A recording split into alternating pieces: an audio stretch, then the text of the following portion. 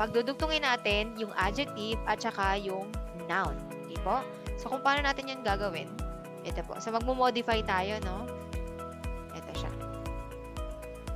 So, ito po yung adjective natin kanina. Diba? Ito ay isang na-adjective. Nandito pa rin siya kapag nag-modify tayo. Ito po yung noun. Okay? So, parang sa Tagalog, ito po yung mabait na, so parang pareho rin, no? May na siya. Mabait na teacher. Ganon. Masungit na teacher. O kung sa bata, mabait na bata. Masunuring bata. Yun.